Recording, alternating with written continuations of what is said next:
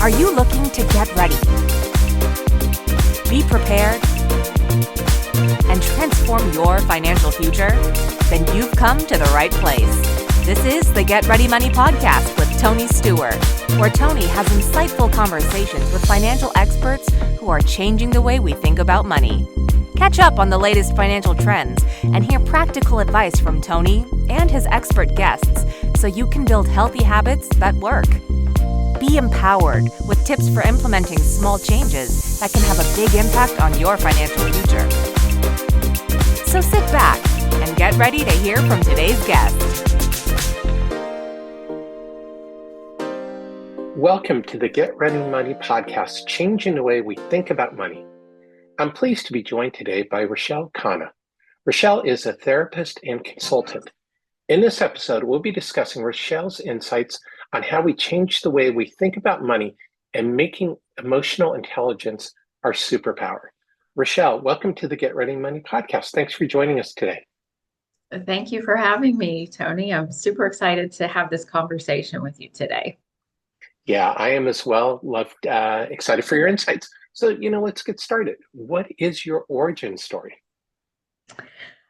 Well, I have been a therapist for the past, I believe I'm on year 23 being a therapist. Since I graduated from high school, actually, I've been doing some sort of counseling. And I work primarily now, I work with families who have this kind of combination of mental health and chronic health issues, and also succession and wealth issues. So I work mainly with high net worth families who are struggling with these two kind of topics at the same time. For example, maybe an adult child is not thriving, and they have some relationship issues with money, and they may be set to inherit a large amount of money. So trying to work out and set them up for success. Yeah, so, it's something that is getting growing attention in the financial field, is that relationship between the mental component and the actual money management, the numbers component. Are you seeing that in your practice, that's a growing area?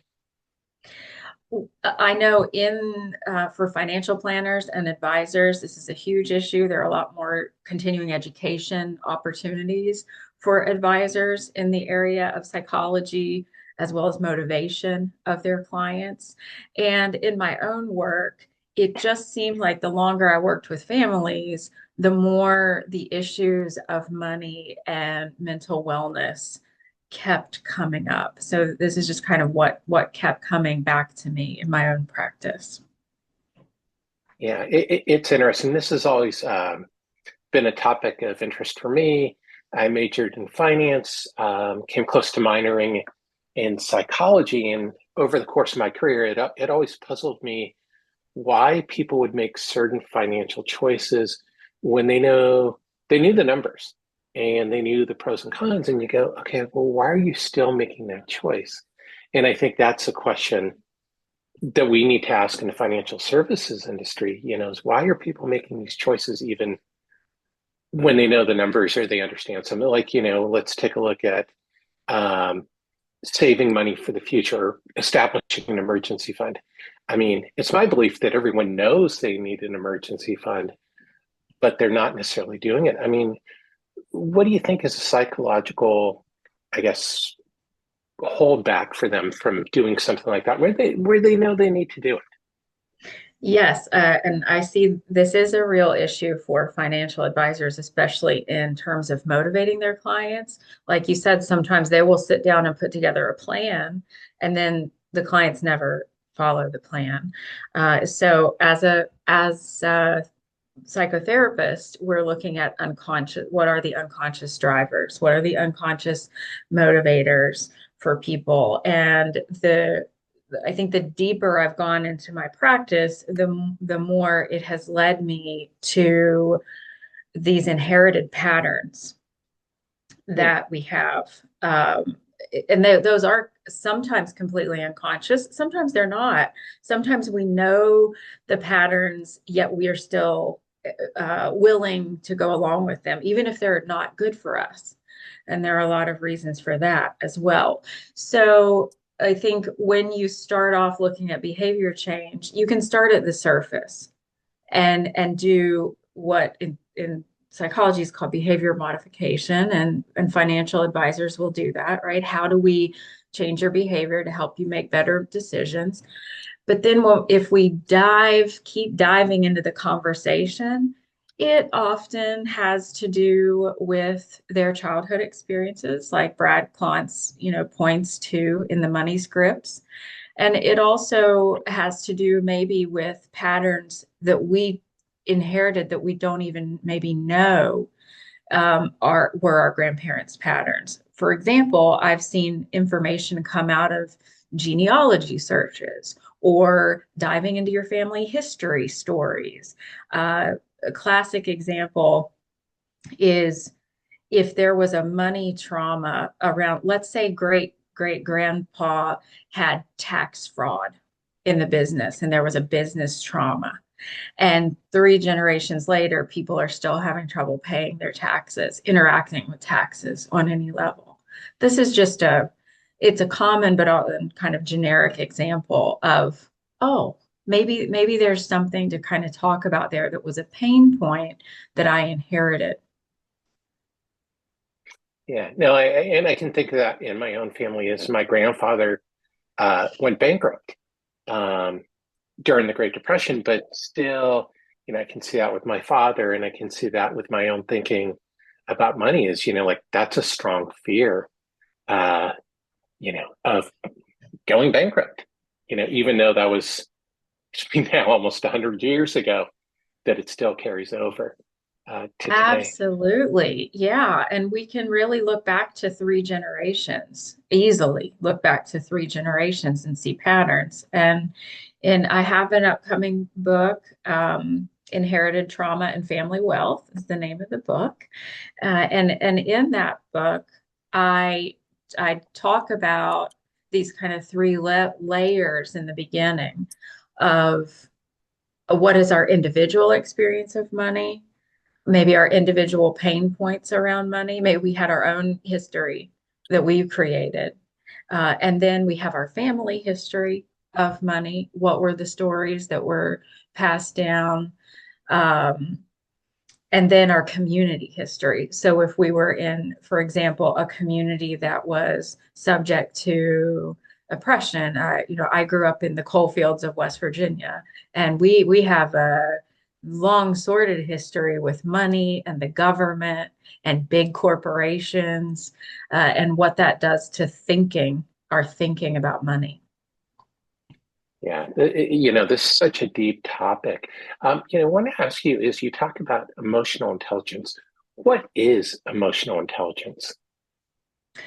So we have, in very, very simple terms, we have 2 parts of our brain. Our brain is much more complex than that, but I'll just keep it really simple today. We have our what I refer to as our adult mind, our logical mind, which is where we do most of our analytical thinking. And then we have our emotional brain, or our child brain. And so emotional intelligence isn't just accessing the emotional brain and using it well, but it's being able to operate those 2 systems together in sync simultaneously at the same time. So as a hypnotherapist, we talk about kind of holding 2 ideas at the same time. So emotional intelligence is really, I can make rational decisions and understand my emotions and understand how those emotions can serve me, and use them as tools rather than being kind of at their mercy or being dragged along by them in some way. Yeah, well, I think that's so important. I think that's a great thing for people to understand is when your emotions are driving financial decisions, things don't always work out well. But like you said, if you start to understand is like what else is going on with it, that's going to help you if we're feeling scared about money, or if we're feeling angry, or, getting back to what we were talking about parents, if your parents argued about money, you're going to carry that forward and maybe argue with your spouse about money. I mean, so. Yeah, and one of the, I have a couple of kind of personal stories in my own mind when I think about why I wrote the book and why this is an interest of mine. And you're exactly right. Like the first memory that I have of money is my mom writing out checks, writing bills at the kitchen table, and she's crying. And as an adult, I very clearly could kind of point to that told me as a kid that this is nothing that you want to have anything to do with. Like, you don't ever want to pick up a checkbook. Just like, this is not, checkbooks mean a lot of sadness. And there's like an aversion. Now, a different child may have had a different response and said, I'm going to take the checkbook from mom and I'm going to be the one that's responsible for checkbooks from now on because I never want to see my mom sad. And that's the difference between our personalities and how we respond to a circumstance. But I internalized, don't touch the checkbook. And for years, I lived not touching the checkbook. So, yeah. Yeah. And I think that hampers so many people is, with their money is, for whatever reasons, there's shame involved with it. There's, whatever judgment or, like in this case, just plain out negative emotions, that keep you from doing certain things. And that gets back to what you were saying just a few minutes ago, is understanding the emotions that are keeping you, so if you don't want to budget, is it because you don't want to create a budget and know your cash flow? Or is it because, it's just like, it just makes you feel bad? And so it's really valuable stuff. Yeah. And, Tony, just this morning, I got up, I was working on something, and I was doing some kind of administrative work, and I just felt I was irritated about the stuff that I was doing. And I stopped and I thought to myself, why am I feeling so irritated? Now, between then and now, I haven't come up with an answer. But I'm telling you that example because I think, one, we can just pause. And if we have an aversion to something, we can ask ourselves, why am I having such an aversion to this? And the answer may not come right away. And that's when we get into the details of emotional intelligence, it's really tapping into what is it that I don't know about myself, or how can I understand myself better? Or what is it that I'm not catching here, being present with? Because sometimes those emotions are not, we don't have language to describe them. Sometimes emotions are more body sensations. I just get a terrible feeling when I think about a checkbook, like to this day, it's visceral. So connecting the visceral responses with an emotion is a lot of times the missing piece. It's not for advisors to say that, I don't know what financial advisors call difficult clients. In therapy, behind the scenes, they're referred to as difficult clients, but we're never allowed to say that in public, and we're not supposed to think that either. When you think about somebody who's resistant to doing something that's good for them, you really want to let go of like seeing yourself as difficult or seeing yourself as incompetent and saying, well, just what's in the way?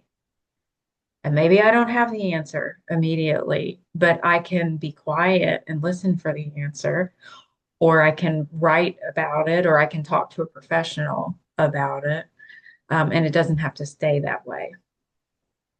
Yeah, well, I think you bring up a very good point. And thinking back to, when I was an active consultant, it's, probably difficult clients is the same thing.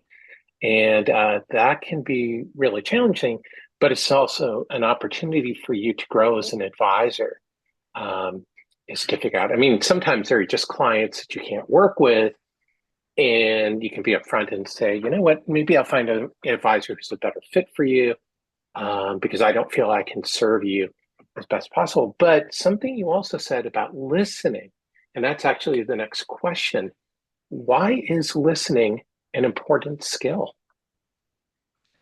Well, personally, for me, listening is my most valuable skill. And listening is an important skill because it's what builds relationship. And whether that is with another person or with yourself, you cannot do that without deep listening. If we have, I work with a lot of people with chronic illness. I work with families who are struggling with chronic illness. And if you don't get good at listening to your body, you are going to have a hard time getting well. And it's the same thing with money. If you don't listen to the cues that are driving you to do things, and listening is we think about our ears when we're listening, but when we're trying to know ourselves, listening is often a felt experience. What am I saying and sensing in this moment that's not good? It was people who are really great at investing and have just this great intuition I just knew when to do it. So people will talk about investing as really sometimes an intuitive process. That's deep listening to yourself. Yeah, well, and it's fascinating because I think, yeah, it's people will say it's an intuition, but sometimes it's really driven, like you said, by so many other things. It's really listening to their experience, listening to maybe patterns or emotions, but yeah, and investing is a great thing for that. And I think, I mean, what would you say to somebody who says, well, I have these intuitions, but like half the time I'm wrong when I make investing decisions? Is how can you know when to follow your intuition or to balance out that? Well, the research on intuition really is that it really is accumulation of your knowledge, your history, and your knowledge of something. And the things that I would consider intuition are a history of knowing and practicing. And so if someone says, oh, I had a gut feeling, I made an investment and it was wrong. Well, we all have gut feelings about a lot of things. I had a feeling to eat a whole chocolate bar this morning, but that wasn't maybe my intuition telling me what to do. So real intuition, an example of that would be, I've listened to a client for 30 minutes and I just have this feeling that, they never said anything directly, but I just had this feeling that maybe there was a trauma at the time of their birth. And then I say, can you tell me about your birth story? And then they explain that there was a trauma at their birth. That wasn't, I'm not psychic. That was me collecting and knowing from my history of working with people and sitting with a client. Maybe it's nonverbal cues that they're giving me that I'm not even aware that indicates something. Maybe it was a subtle way that they talked about their mother. It could have been something that in my brain I took as information that I had seen before, but it was unconscious. So I couldn't tell you, why did I have a feeling about that this person had a birth trauma? Consciously, I probably couldn't say why. But our body is very good at remembering all the information that we've collected. We just may not be aware of it. And there's a lot of evidence for this in physical and health issues. For example, allergies. I had a client once, she would have an allergy. She had an allergy to perfume. Well, she would start to have the allergic reaction before she set foot in the mall Hmm. where the perfume was. So the body already knew this building is going to set me off. So, 3 minutes before she walks into the mall, the body's already responded. And the reason why I'm talking about this in the realm of money is because it's no different. You might have an allergy to money because of history of traumas that had happened. And you may literally break out in hives. I've had clients who literally broke out in hives when they talked about money. So, I kind of joke about an allergy to money, but it could be very real depending on your body's experience of money. Well, that brings up an interesting question, and I would imagine that, for every financial advisor, I know, my own experience is sometimes you did sit down with a client and right away you could already tell there's a wall. What type of advice would you give to, what kind of questions or, how can you get that conversation started to start working on that wall? Well, what I recommend people ask, and this is a very therapy question, but I think it works in all circumstances, is something like, what's your experience of talking about this right now? In therapy, you might have heard, what's happening for you right now?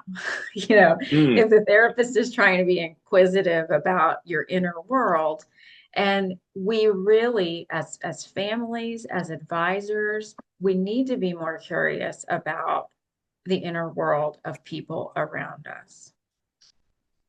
I love that. That's something that I talk about is be curious, you know, be interested in what people are talking about or how they're feeling. And that will help you as an advisor really serve your clients the best, you know. And it gets back to what you were saying is you need to listen to what they're saying.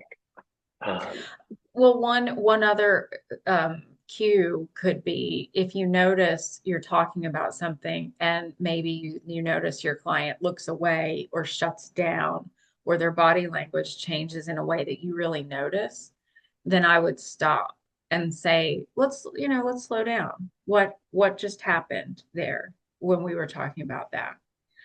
A good salesperson will do this.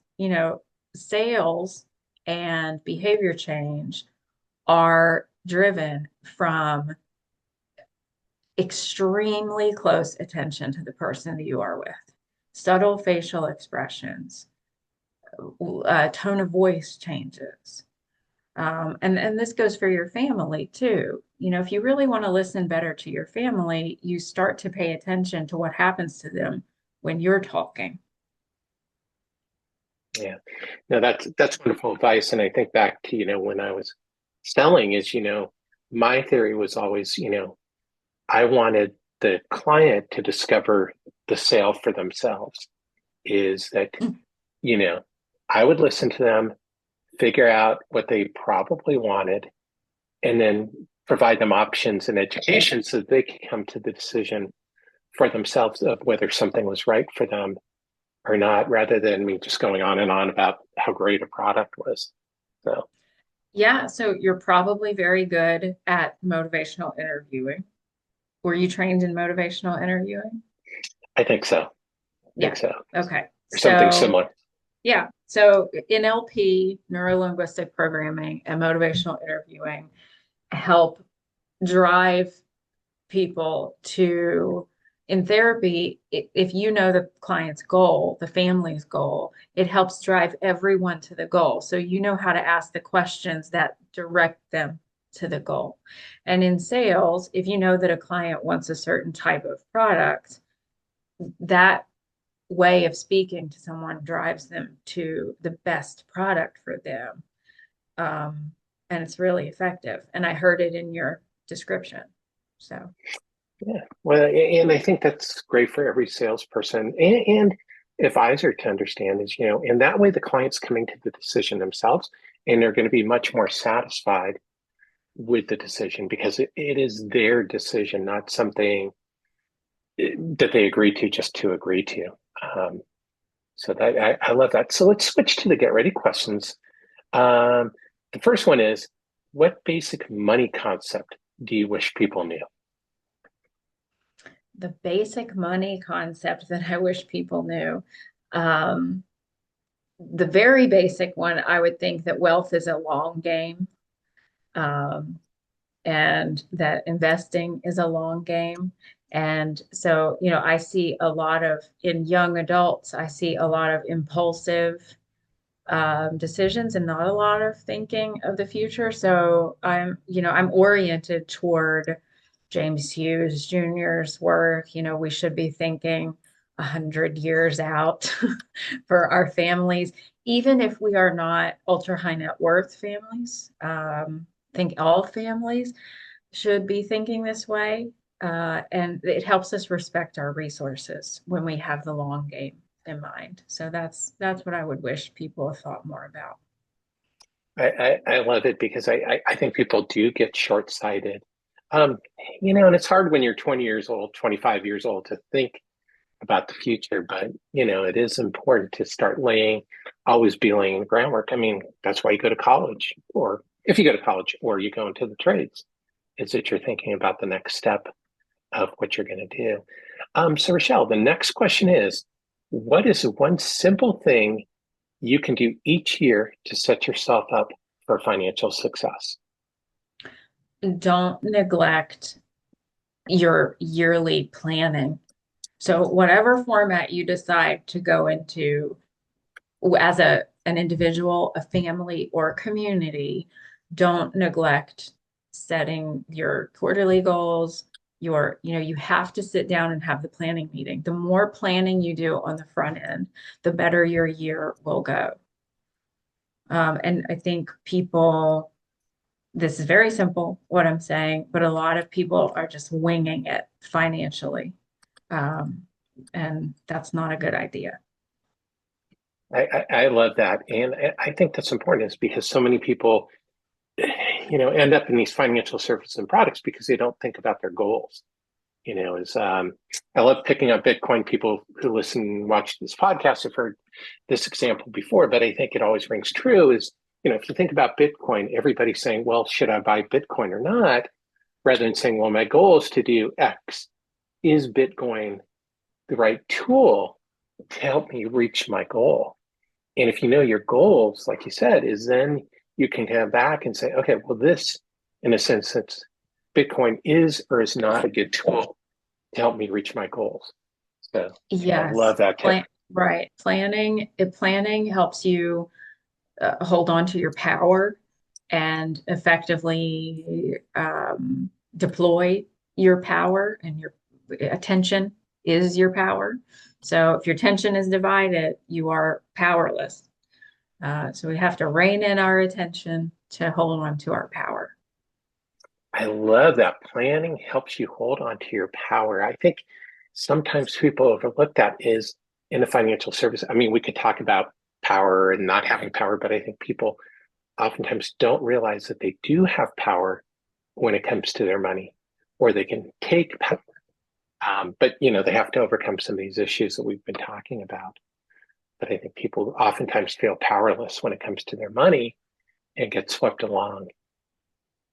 And I have worked with ultra high net worth families, and I also have worked with very impoverished communities. And it doesn't matter at what side of the spectrum you're on, you can have power or feel powerless with your money. It's amazing to me that the outside doesn't matter at all.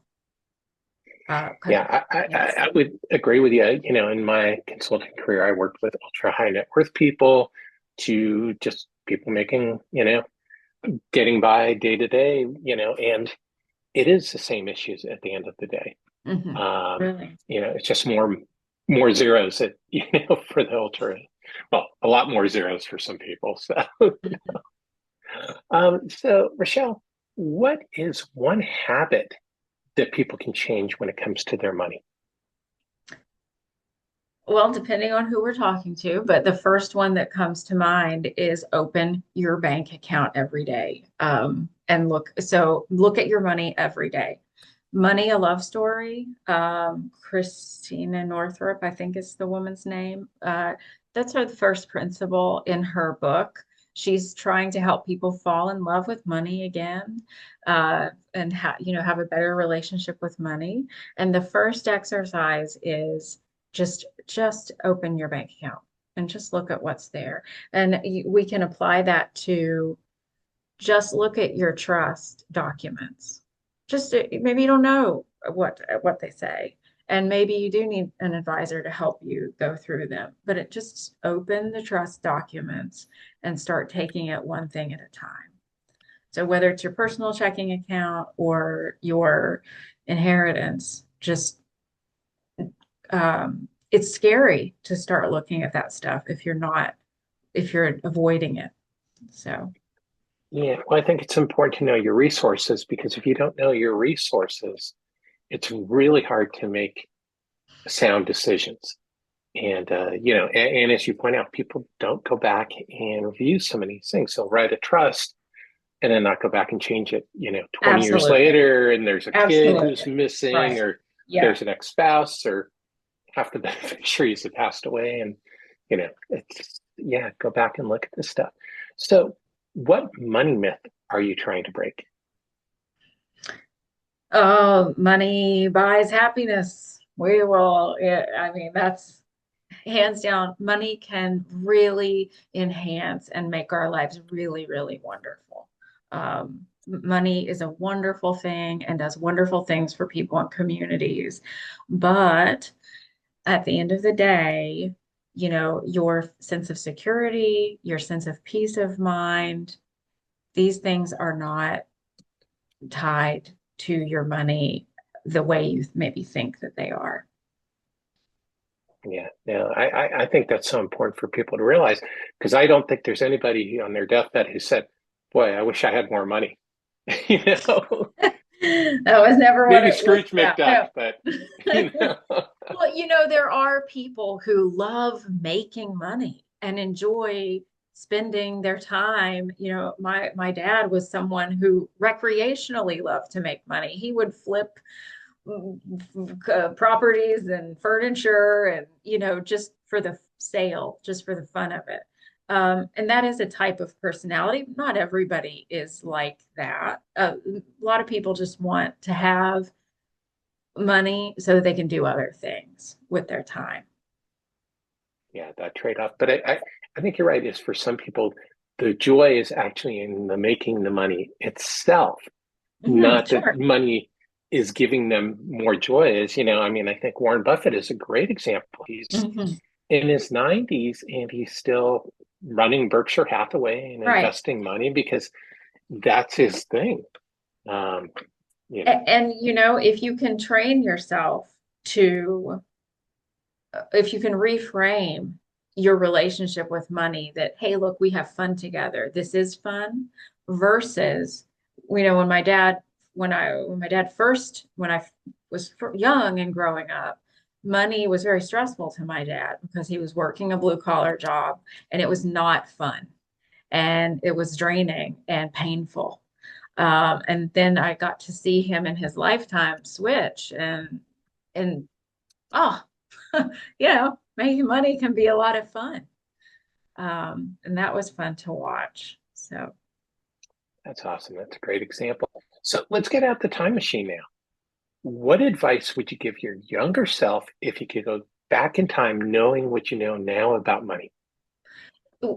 that would be the advice, and the reason why I'm writing the book would be don't avoid there's nothing to be afraid of. You don't have to avoid money and money conversations. And just what I described to you about, my view as a kid of what money meant was that work was hard, things had to be hard, budgeting was scary.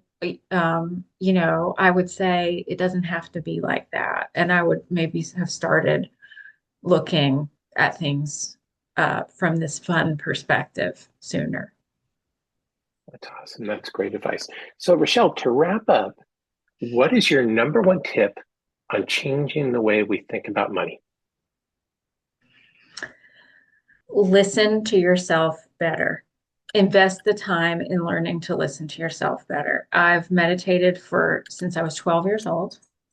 And the basis of my practice and work with people really comes from listening and helping other people learn how to really, really listen, because I don't have the answers for people. And at the end of the day, your advisor doesn't have the answers for you. You have to know yourself and know that the decisions that you're making are the right ones and be clear about that.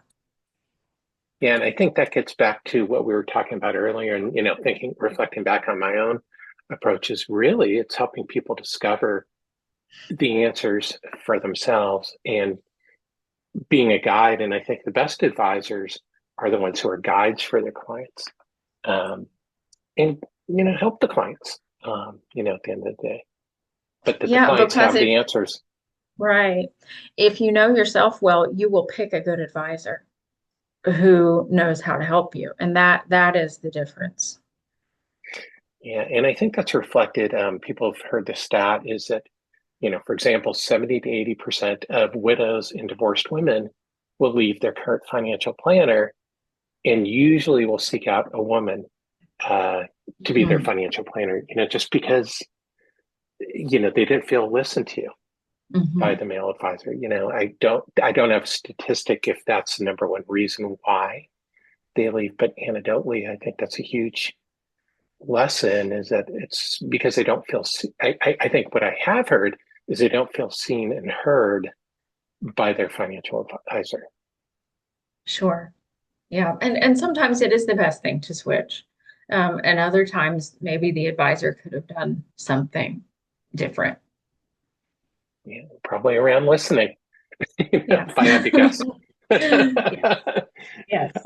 So, Ruschelle, where can people learn more about you and connect with you and find out what you're up to?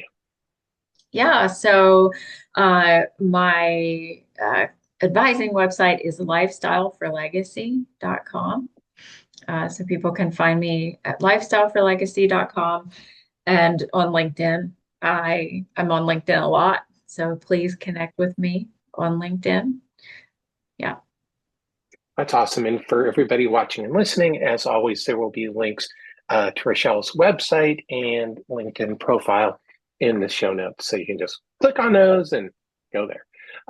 So Ruschelle, thank you so much for joining us today on the Get Ready Money podcast. Thank you so much for having me, Tony. It was a great conversation. Yeah, it was awesome. Appreciate your insights. And thank you, everyone, as always, for tuning in to this episode of the Get Ready Money podcast. If you learned something today to change the way you think about money, please be sure to subscribe and tell a friend. Until next time, let's change the way we think about money.